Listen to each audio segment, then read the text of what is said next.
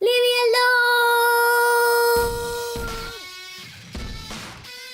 How do you worship God when your mind or your heart is troubled? This was a question asked to me by my friend John. Thank you for that. And it reminded me of this scenario where there's this choppy, troubled waters. Like a bridge over troubled waters. I don't know if that's a tune, but it reminded me of the story of Jesus and the disciples and the stormy sea. Our mind and our heart, when it's troubled, is like a storm. It's chaotic, it's full of mess, and you can't really do things well in this storm. It's easy to cry out to God and say, help! But how do you worship God in such a moment? Worship is exalting the glory and holiness of God. How do you do that when the waves are crashing? It's chaotic beyond control and you feel like you might just break. So in the story, there's a storm and Jesus is walking on the water and the disciples are in a boat. They see Jesus walking on the water and obviously they've never seen anything like that before. They think it's a ghost. They get even more scared. Someone walking on the water, that's really creepy.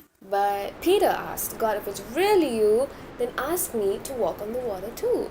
And Jesus said, sure, come over. So Peter jumps off the boat and he starts walking on the water. When our mind or heart is troubled, it's stormy, it's logically impossible to walk on, we can walk on it if we fix our eyes on Jesus. We should not look at the things that are troubling us. Notice that when Peter did this, the storm did not die down. Okay, our troubles are not necessarily going to go away when we're worshiping God. Jesus is not necessarily going to say, okay, good, you passed the test, now I'm going to calm the storm and everything's going to be fine. That was not the case with Peter. He was walking on the water, he was doing everything right, but the storm was still there. So we need to really fix our eyes on Jesus. Not like a temporary fix, not like a glance, but really fix our eyes on Jesus and walk straight towards Him without looking at the wind and waves. Sure, this may seem kind of crazy. I mean, when there's a storm and you're just walking in some weird direction on water, all the disciples must have been thinking, what is going on? Why are they practicing walking in the water right now? But if you want to worship God when you're in a storm, you're going to have to do something completely illogical, completely out of your own reasoning, and go towards Jesus on the water itself. This is not a one step here. It's not about Peter's one step that he did that showed now humans can walk on water. It wasn't about the one step, it was about the walk. So we need to not give up over a period of time. We cannot afford to let go. We can't afford to stop fighting. We can't afford to say, yesterday I had the faith, but today I'm tired, God, I can't do this, and then sink. Okay, don't give up.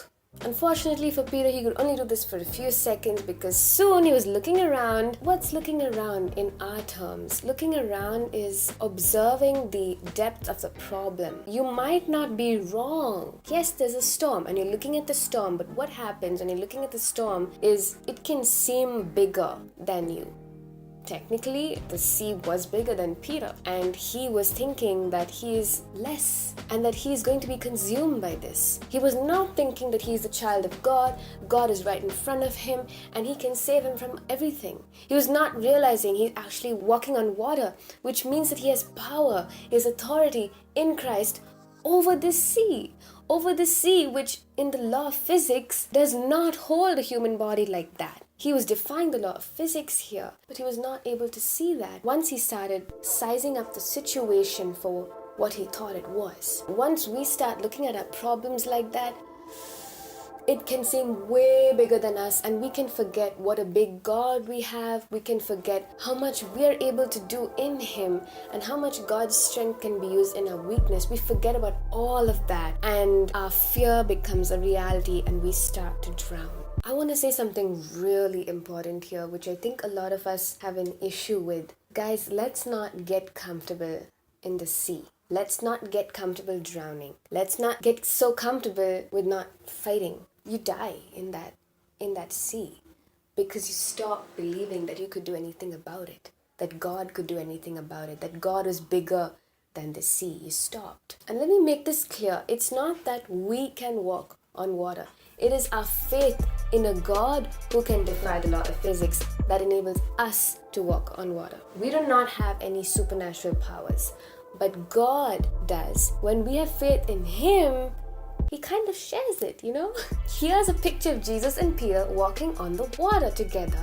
Isn't that amazing? In the movie The Shack, if you haven't seen this, spoiler alert, but there's a scene where the main actor, I don't know his name, I forgot, the main guy and Jesus are running together in the water. It's probably my favorite part of the movie, and it's such a great picture of what we can be if we just have enough faith in God. If you're just worshipping God instead of worshipping the sea and what its powers are. Yes, it has the power to drown us, but we have the power to walk on it if we have belief in Jesus and God. So please do it and let me know if these things help you. I have other videos on how do you start worshipping and what is worship itself. I will link it in the cards above and the description below. This is very possibly the last of the How to Worship series, unless you have a topic for me that you will tell me that I think is really, really incredible and I need to cover. God willing, I might be actually getting into a How to Pray series, which would be interesting. If you have video ideas for the How to Pray series, like how to pray for your friend, how to pray for anger management, anything you're struggling with, leave them down below. I would love to see so that I can make videos that are more relevant to you. I'm Vian Damaris on the How to Worship series, signing off, and I will see you next week